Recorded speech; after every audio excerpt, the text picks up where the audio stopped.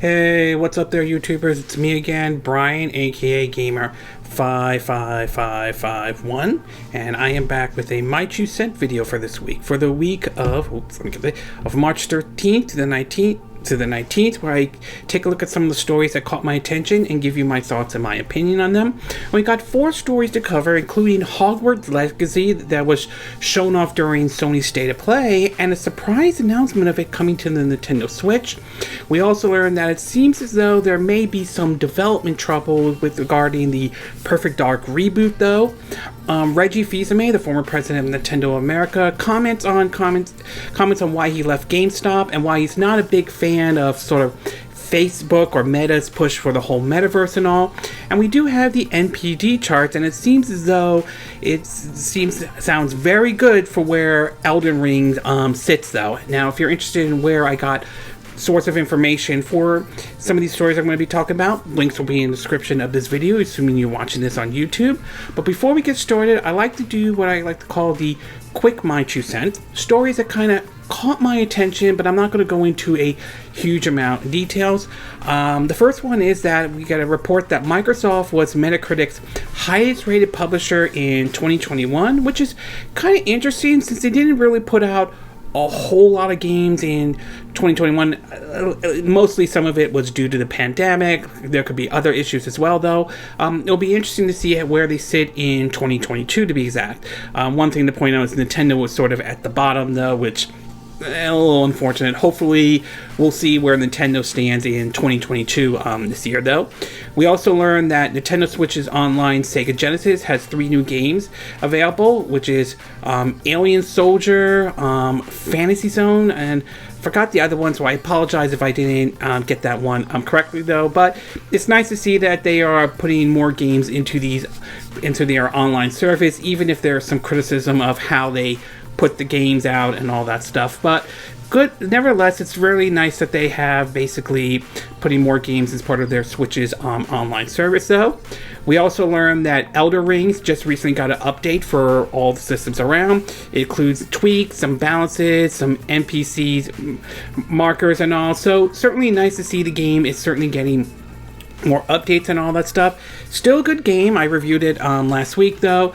But it is still a Souls game, nevertheless, and those type of games might appeal for some folks, but might turn off some folks. But either way, glad to see the game is still getting some updates and all that.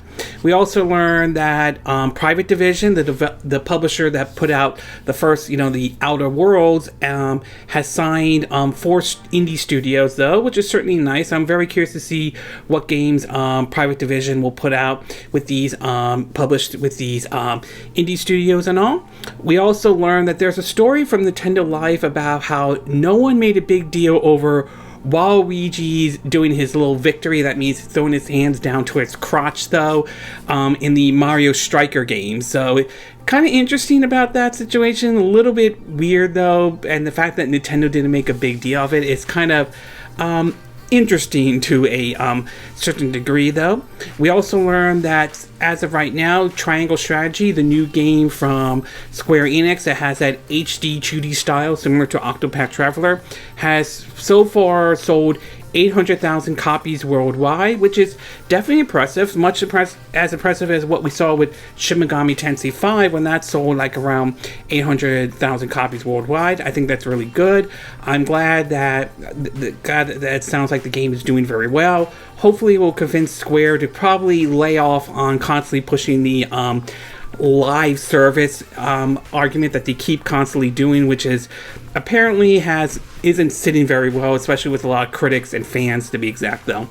And in the TV and movie side of things, though, we learned that the Parents Television Council is not happy with Disney's decision to put Netflix's Daredevil, Jessica Jones, Defenders, Luke Cage, and all that stuff. Honestly, I'm a little iffy about what they say and all that, though. And some of them are upset at the fact that it's also uncensored, which to me that certainly is fine, though. I mean, if you have a parental control on there, that's fine. You want to turn turn their shows off and don't want your kids seeing them, that's your decision. I'm glad Disney is bringing this stuff over. Let's see some more mature stuff in a way for it, though. It doesn't mean you can't do something like for kids and all, but let's see some more mature stuff, though. And speaking of Daredevil, there's reports that Daredevil may see a reboot series beginning filming this year, though, which is kind of interesting to see if that does happen or not, though, because remember, I think during the Netflix, I think Marvel Studios and Marvel Entertainment were kind of split into two to a certain degree, but with now everything under one banner, to be exact, though, I am curious to see what direction will they go. Will they continue the R-rated approach, or will they continue, go into the PG-13 territory? I mean, it could technically work. I'm not 100% sure about that, but time will ultimately tell whether or not that is the case. We also learned that Netflix will be airing the show that the president of Ukraine starred in before he became, the president of Ukraine. It was basically sort of from what I understand, somewhat of a satire where he became a teacher and then became the president of the country, this is all in response to the fact that he's dealing with the crisis in Ukraine, with Russia invading Ukraine and all that, and Ukrainians putting up a really, really big fight against them. As a side note, though, the Tetris company has come out and sort of condemned what Russia is doing, to be exact, though. And last but not least, we saw 2 trailers that came out, though. The first one is basically the final trailer for Sonic the Hedgehog 2, though, which I'm definitely looking forward to seeing that one, though. The first one was good. I mean, not great, not spectacular, but still good nevertheless, and was definitely one of the better movies based off the video games, though. And then the last one is the trailer for the Obi-Wan Kenobi on Disney Plus. That one I'm going to be keeping an eye out for, though. It's going to be really interesting to see the actor who played the young Obi-Wan Kenobi in the prequel series star in this role, though. And I'm curious to see how the person who's going to play the kid Luke Skywalker plays out. And there's certainly a lot of questions to ask, though. I mean, will it follow any of the books or the legacies, or how close to the legacies will they follow? So there's a lot of questions to be asked about it, but it's definitely one of the series I'm looking forward to watching on Disney Plus, though. Okay, now that we're done with our quick My Two Cent, though, we'll get started with our first story. And this one has to do with the NPD. So, last week, at the time, though, the UK sales charts came out, and it showed where one of the games, Elden Rings, was ranked, and it sort of was, the week before, it was at number 1 in the UK, and then it dropped to number 2, which I believe Gran Turismo 7 got at number 1. At the time, though, I didn't get a chance to look at the NPD charts, or the numbers weren't out at this time. But now, though, they are officially out, though. And I have to say that apparently Elden Rings itself, it seems to be taking a lot of W's or wins lately, as it seems to be doing pretty well, despite it being a Souls-like game, to be exact, though. And certainly, in terms of where the game ranks, let me get the article out. This one's from VentureBeat. It has the game, it basically ranked at number 1, though. At number 2, we have Horizon Forbidden West. Number 3, Pokemon Legends Arceus. Number 4, we have Dying Light 2 Stay Human. Number 5, we have Total War Warhammer 3. Number 6, we have Call of Duty Vanguard. At number 7, we have Madden NFL 22. Number 8, Mario Kart 8, no pun intended. Number 9, FIFA 22. Number 10, Minecraft. Number 11, excuse me, Marvel Spider-Man Miles Morales. Number 12, Mario Party Superstar. Number 13, Animal Crossing New Horizon. Number 14, Super Smash Bros. Ultimate. Number 15, Call of Duty Black Ops Cold War. Number 16, Grand Theft Auto The Trilogy The Definitive Edition. Number 17, NBA 2K20. Number 18, Pokemon Brilliant Diamond and Shining Pearl. Number 19, Far Cry 6. And number 20, The Legend of Zelda Breath of the Wild. In terms of the best-selling games of 22 so far, we have Elden Rings at number 1, Pokemon Legends Arceus at number 2, Horizon 2 Forbidden West at number 3, Call of Duty Vanguard at number 4, Madden NFL 22 at number 5, Dying Light 2 Stay Human at number 6, Monster Hunter Rise at number 7, Total War Warhammer 3 at number 8, God of War 2018 at number 9, Marvel Spider-Man Miles Morales at number 10, Mario Kart 8 at number 11, FIFA 22 at number 12, Minecraft at number 13, Mario Party Superstar at number 14, Animal Crossing New Horizon at number 15, Pokemon Brilliant Diamond and Shining Pearls at number 16, Far Cry 6 at number 17, NBA 2K22 at number 18, Super Smash Bros. Ultimate at number 19, Battlefield 2042 at number 20. Over at the best-selling games of last year, we have Call of Duty Vanguard at number 1, Madden NFL 22 at number 2, Call of Duty Black Ops Cold War at number 3, Pokemon Brilliant Diamond and Shining Pearls at number 4, top 10 selling games, okay, Elden Rings at number 5, Battlefield 2042 at number 6, Far Cry 6 at number 7, Mario Kart 8 at number 8, Resident Evil Village at number 9, and number 10 is FIFA 2022. Over in terms of the best-selling Nintendo games, or the Nintendo Switch, you could be exact, we have Pokemon Legends Arceus at number 1, Mario Kart 8 at number 2, Mario Party Superstar at number 3, Animal Crossing New Horizon at number 4, Super Smash Bros. Ultimate at number 5, Pokemon Brilliant Diamond and Shining Pearls at number 6, The Legend of Zelda Breath of the Wild at number 7th, Super Mario 3D World at number 8, Just Dance 2022 at number 9, and number 10 is New Super Mario Brothers. Over at basically the best-selling PlayStation games, though, let me get that up, we have Horizon 2 Forbidden West at number 1, Elden Rings at number 2, Dying Light Staying Human at number 3, Call of Duty Vanguard at number 4, Madden NFL 22 at number 5, Marvel Spider-Man Miles Morales at number 6, FIFA 22 at number 7, Ghost of Tsushima at number 8, Call of Duty Black Ops Cold War at number 9, and NBA 2K22 at number 10. And finally, over on the Xbox side, though, we have Elden Rings at number 1, Call of Duty Vanguard at number 2, Dying Light 2 Stay Human at number 3, Madden NFL 22 at number 4, Call of Duty Black Ops Cold War at number 5, Forza Horizon 5 at number 6, Halo Infinite at number 7, FIFA 22 at number 8, Assassin's Creed Valhalla at number 9, and Far Cry 6 at number 10. As far as the systems go, it turns out to be that the Nintendo Switch managed to be the top-selling system for February 2022, though, after they slipped down a few places in January, though. Interestingly, they point out that the Xbox Series X and S got a solid second, though, with PlayStation 5 slipping for the first from first to third, though still the biggest selling console in terms of dollar sales this year. So what is sort of the takeaway from this NPD, though?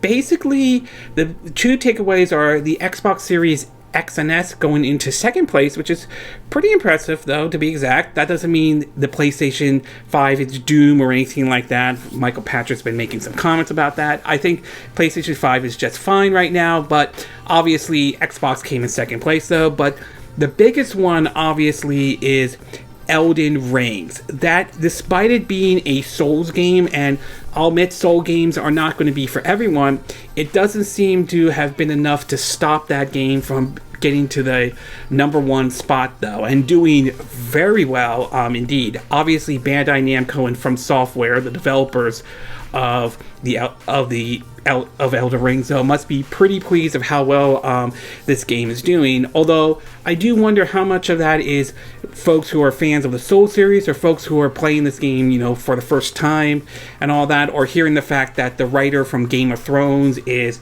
helped out in this game, though. But either way, it seems to have done pretty well indeed. So that certainly is very impressive for Bandai Namco and From Software to see this game do very well, though. It'll be interesting to see where it stands maybe in when March's NPD charts come out, though. Will that game, will it still stay in the top, though? Will it drop or anything like that? So it's going to be really interesting to see where exactly Elden Rings fits into this. So, but overall, obviously, from the NPD charts from February 2022, the obvious big winner out of this is Elden Rings, though. That obviously did very well, despite being a Souls game, but it still did well enough to top the charts indeed. And so, kudos to Bandai Namco and From Software for making a game that, though can be difficult, though, make no mistake, it is a Soul game, it also is a fun game nevertheless. Okay, we're going to take a quick break. When we get back, we'll get to part 2. And this one has to do with comments that Reggie Fils Aime has recently said in regards of GameStop and the Metaverse in general. So we'll take a quick break, and we will be right back.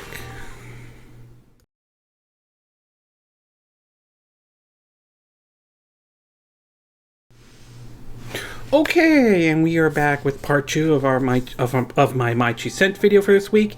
And for this one, we're going to be taking a look at a comment that Reggie Fils Aime, the former president of Nintendo of America, or the Reginator, as some people like to call him, has said lately about GameStop and Facebook's Metaverse. Now, since leaving the Nintendo of America, handing the reins over to Doug Bowser and all, Reggie has sort of been active to a certain degree here and there. I remember seeing him interviewing Phil Spencer and the folks at Microsoft over the, Xbox's anniversary, asking questions here and there.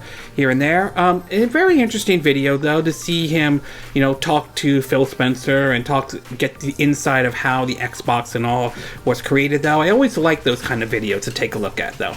Well, as you probably are aware of, Reggie at one point did work at GameStop and served at one of the boards and all to try to help GameStop in general. Well, recently he was interviewed, and this was via Bloomberg, over why he left GameStop. On top of that, he had some interesting words about the metaverse and what Facebook is trying to do. In an article, let me get it out. Where it is? Okay. In an article from GameSpot, though, it reads that basically about explaining why he left. He talked about how he joined GameSpot 2020 and was talking about he basically talked about how he believed the company could be successful and saying, quote, "I believe that with taking the right actions, that certainly the company would exist in time for the launch of a new system, and a company that serviced the core gaming audience the way they would be able to have successful futures," he said, though.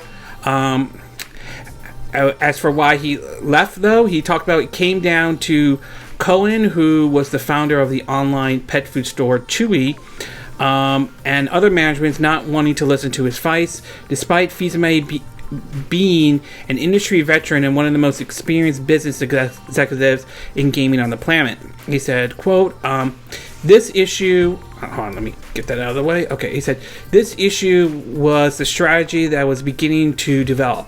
I asked them to be part of the team, to develop the strategy. I knew business, I knew it as a consumer, I knew it as a vendor.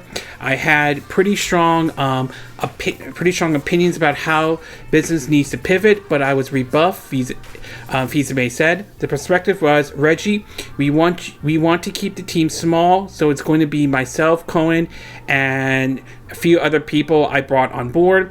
Fils Aime flat out said Cohen and the team around him don't know this business, don't understand the players. When Fils Aime was denied a spot on the strategy team for GameSpot's Path Forward, he took this as a sign it was time to go.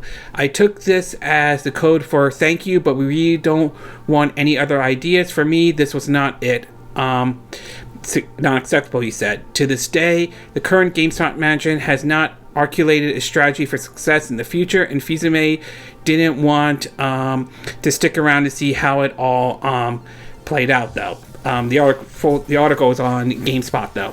Meanwhile, over at The Verge, though, he basically made some comments about Mark Zuckerberg, and also, well, mostly about Meta and Facebook to it, though. And here are some of the quotes. It said, quote, "When it comes to the idea that Mark Zuckerberg is trying to sell us all on, the whole metaverse said, though, he's not convinced. I'm not a buyer of that idea. I don't think that their current definition is going to be successful. I say that because first, and I don't know if anyone for Facebook is here, but you have to admit that Facebook itself isn't an innovative company. They're not." The crowd kind of applauded on that, though. He continues, says that Meta has either acquired or really interesting things like Oculus, like Instagram, or they've been a fast followers of other people's ideas. Returning to the company's plan for the metaverse, he committed, "That's why I look at the vision that has been to date accurately, and I'm not a believer." When asked, he also asked, when this person asked if people will spend all day in a virtual reality headset made by anyone, not just Meta, he said no. He said that even though he tried just about every VR devices and just about every VR experience, I don't think VR is ready for prime time yet. Doesn't mean it's not going to get there, but I don't believe that it's going to be an experience that you're 100% of your time or even 100% of your entertainment time. This should also apply to live services as well. I like to point that out. So the fact that Reggie decided to leave when it was GameStop, though, is sort of interesting, and I think, to me, for those who decided to let him leave and all, I think it was very much a missed opportunity. You want somebody who has worked in the industry, or somebody who understands the market, who can communicate with gamers and all that stuff, and to not have that one is really very disappointed though, and it kind of makes you wonder of a lot of these companies, whether it's GameStop or any video game companies that have these executives in suits, of whether they are out of touch with reality to a certain degree. So to have that, to not have somebody like Reggie Fils Aime up there is a little bit disappointed for GameStop, though. Maybe they'll have another strategy and that will probably work, but to not have a veteran, at least, who has been in the industry for a while is certainly very disappointing indeed. As for his comments about Metaverse, though, I kind of agree, and this is also included with the headset thing, though, is that I'm not completely sold on the metaverse either, though, especially if it's being done by Mark Zuckerberg with Facebook and Meta and all that stuff. It's just, I just can't see people spending like all day in the metaverse and everything like that, or with the headset on all day, you know, a la Ready Player One and all that. It's just, I'm just not 100% sure that is going to work, though. And we've seen how, I'm also worried about how toxic the metaverse might be, just like how social media can be toxic as well. It's not that I think I'm fully against social media like Twitter, Facebook, or YouTube. They can be a great way to interact with people and meet new people, that's true, but at the same time, we've seen how toxic it can really get, right? Whether it's something like cyberbullying or putting out misinformation, which has been a lot. We've heard a lot about misinformation, especially from Facebook, especially not only from Twitter, but from Facebook, which has been under the microscope for a lot of putting out lies and misinformation out there and not stopping people from doing that. So I can see the point that Reggie's kind of going with this, from the whole metaverse and the VR headset thing. So overall, though, very interesting to hear how Reggie left GameStop, though. I think it's a missed opportunity from the board of directors on GameStop, to be exact. And very interesting to hear his take on the metaverse, though. I mean, it's possible it could work, but right now I'm not sure we are there yet at this time, though. Okay, we're going to take a quick break. When we get back, we'll get to part 3, and this one has to do with the Perfect Dark reboot, and apparently it does sound like there may be some development trouble on that game. So we'll take a quick break, and we will be right back.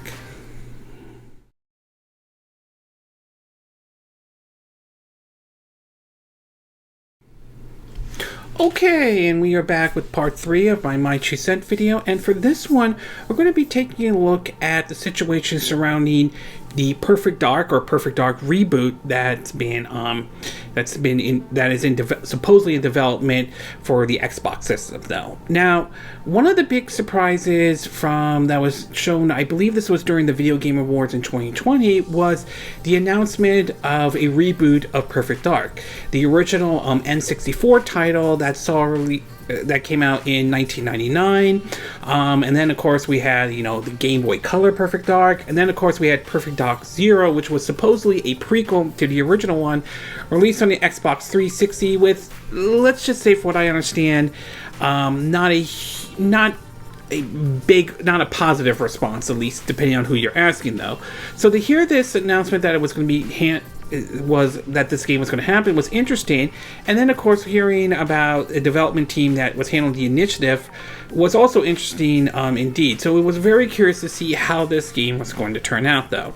Well, recently there have been some reports coming out that apparently there may have been some development trouble with the game right now, though, and that has raised some concerns about the possibility of the game falling into development hell or even possibly being outright canceled and all.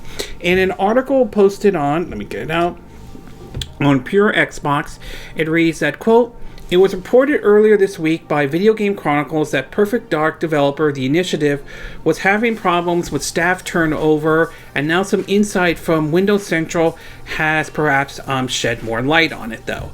Let me get it right here. Okay, yeah. According to Windows Central, G's Corden, if I'm saying the person's name correctly, here's what he had to say. Quote, "I was told from sources I can't mention, trusted sources, I should add, that basically there was a big disagreement on how to proceed with Perfect Dark. The way the initiative was set up was almost in a unique sort of studio format. I don't want to say flat structure, but they did build it to try to explore a different way of making a game studio, anti-crunch, which is great, and more sort of a democratic development process structure. The problem with that is there emerged two school of thoughts about how to develop Perfect Dark. One was to hire the people in. The other school of thought was to remain small and build sort of a high-quality indie level game. But because of the hype surrounding the studio, I don't think Microsoft wanted to let the initiative be that kind of smaller studio. This conflict between the two schools of thought seemed to have resulted in a lot of what we see as a departure now. In addition, VGC spoke to various former employees earlier this week about the situation at the initiative, who reportedly attribute to a wave of departure to frustration among senior talents over the direction of the project set down by the studio head, Daryl Gallagher,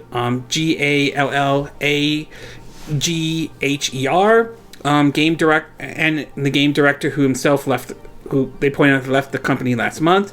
VG said it has heard the development hierarchy was very top down, and this meant many former senior team members were frustrated by this perceived lack of autonomy and didn't feel heard on key issues such as development priorities, project planning, and team staffing.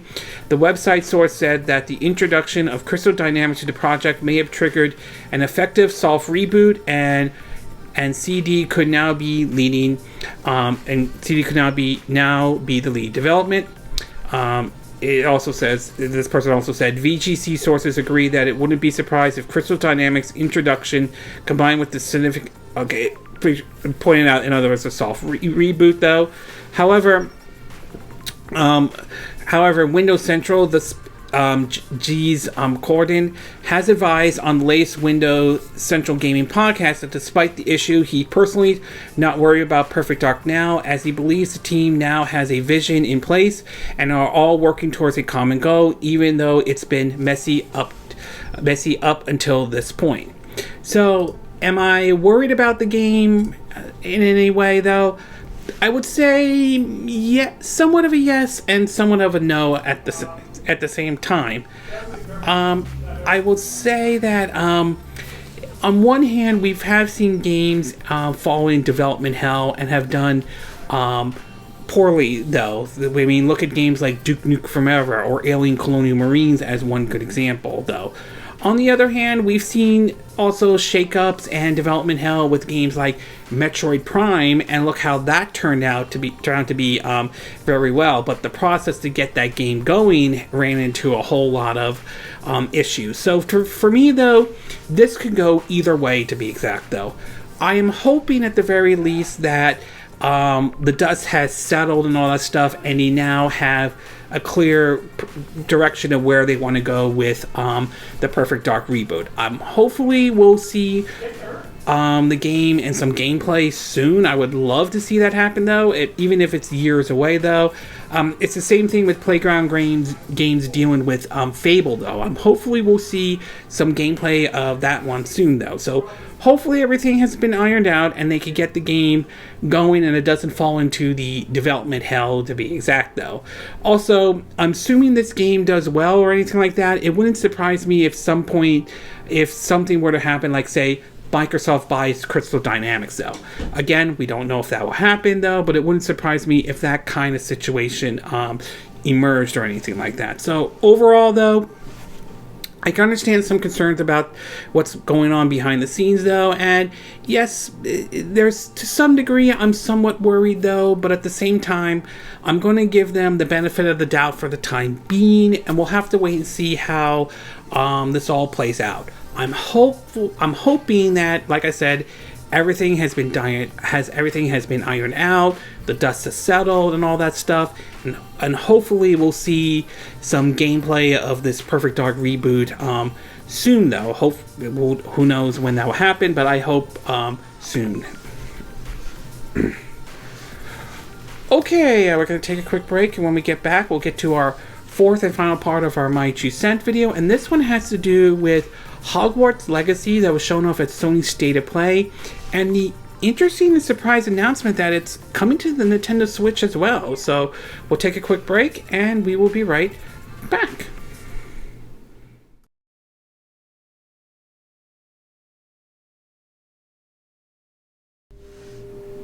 Okay, and we are back with our fourth and final part of our My 2 Cent video. And for this one, we're going to be taking a look at Hogwarts Legacy that was shown off during a special Sony State of Play, though. Now, I'll admit, though, I'm not really the biggest Harry Potter fan or anything like that. I've heard of the series, though. I've heard of the books and so forth, though, and there's no denying that there is a fan base on it, though. But I'm not really a big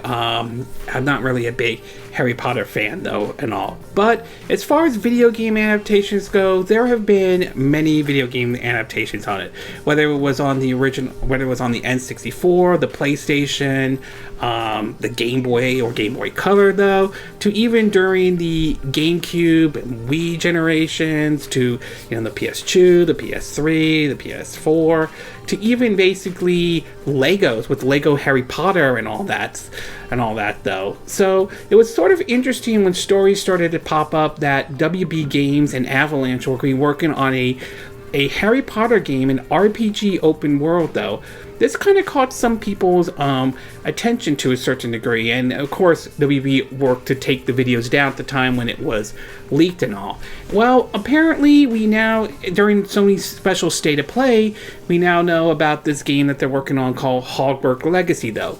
The game basically will take place in the 1800s, before the events of the movies and all, and it looks like it's aiming for an open world RPG, though to be exact. This was all mentioned on the PlayStation blog and all, and judging by what they showed, I didn't get to watch it, though, but I've seen some clips of it, though. It looks kind of impressive, though. It's sort of very interesting the direction they are going with this, though. I am curious to see how the combat's going to play out, though. Is it going to be very similar to how the Arkham series was? I mean, we've seen games like Middle-earth Shadow of Mordor follow an approach similar to Arkham, to Mad Max had a very much Arkham-like approach in terms of the combat, to be exact. So I am a little curious to see how that's all going to play out. Will there be choices or consequences, though? It also has been confirmed that there won't be any microtransactions, which, if that's the case, though, that's great. very sad that we live in a world where we have to know if there's going to be microtransactions or not, especially after what we saw with Gran Turismo 7 when microtransactions did not appear up when the game's reviews were being put out and all, but that's a whole nother issue to be exact though. But one interesting surprise that came out of this though was the fact that now apparently it's coming to the Nintendo Switch. This kind of surprised some people, to be exact, because many people thought that this was only probably going to be on PC, PS4, PS5, Xbox One, Xbox Series S and X. Well, it seems as though that may not be the case, at least according to this article from Nintendo Everything. It seems to apparently read that, quote, according to the official website and retail listing, Hogwarts Legacy is coming to the Switch. That information is relayed directly in an FAQ regarding platforms. It states Hogwarts Legacy will be available on PS5, PS4, PS5, PS4 Pro, I assume PS4 as well, Xbox Series S and X, Xbox One console, Nintendo Switch, and PC. We've also mentioned that the Switch logo is included in the footer of the site across various pages. Amazon has opened pre-orders for the physical version on the Nintendo Switch. Assuming this isn't a mistake, the announcement comes as a bit of surprise. There was no news regarding a Switch version when the project was first revealed in 2020. It would perhaps even be more surprised if we're looking at a native port. Right now, there is no mention of a Switch version running via iCloud, though that could always change, to be exact, though. So that was kind of interesting to hear that they were bringing that. Assuming this is all correct, that they're bringing this to the Nintendo Switch. Though it's very interesting indeed, though, but it also raises some questions at the same time, assuming this report of it coming to the Nintendo Switch are true. Some of the questions is, will it actually be a cloud version, or are they still standing behind this being the native version? If it is the native version, though, and the physical version is being shown on Amazon, is this a case of it going to be a empty cart with a paper with a download code on it, or will it be on the Switch cart? And if that's the case, is this going to be the full game, which will be very impressive if they could pull that off, or is this going to be you get part of the game in a cartridge and you have to download the rest, though? There's also an issue of how will the game look and run on the Nintendo Switch. What's going to be the frame rate for the Nintendo Switch version? My guess is 30 frames per second, although who knows? And to be exact, is Aulx Studio handling the Switch port, or are we looking at the possibility that a port house could be handling it, like how Panic Button handled the port of Doom Eternal, and Wolfenstein 2: The New Colossus for the Nintendo Switch. So there's a lot of questions to ask in regards to the Switch version, not to mention seeing some actual gameplay footage of it if it's coming to the Nintendo Switch. So there certainly is a lot of questions to ask about the Switch version of Hogwarts Legacy, assuming this is all correct. But at the same time, it's very interesting to see it's going to be coming to the Nintendo Switch along with the other platforms, though, assuming it hits this holiday 2022 release, though. There's always a possibility that the Switch version could be delayed and come out a little bit later. We've seen that before happen with games like Dark Souls Remaster to Doom Eternal and so forth. So a lot could happen, though, but still very interesting to hear this is coming to the Nintendo Switch. So overall, though, Hogwarts Legacy, I mean, it could be a good game, it could be a terrible game, we'll have to wait and see, but what they showed so far seems promising for now, though, and the fact that it could be coming to the Nintendo Switch, assuming everything checks out to be fine, though, is very interesting indeed, and somewhat surprising to be exact, but at the same time, it does raise some questions about the Switch version and how the Switch version is going to be handled, though. Okay, this concludes this My 2 Cent video for this week. And again, these are my opinion. What are yours? What are your thoughts about the NPD charts? Were you surprised to see Elden Rings do very well? Were you weren't surprised at all, though? Were you surprised to see the Xbox Series S and X come in number 2 in terms of the hardware sales of February 2020 in any way, though? With PS5 at third place, do you think this is, the doom and gloom that Michael Patchers has put out, or you're not really 100% really don't buy that argument, to be exact? What are your thoughts about the comments Reggie has made? Do you think it was right for him to leave GameStop? Do you think it was right for him to criticize the managementship at GameStop?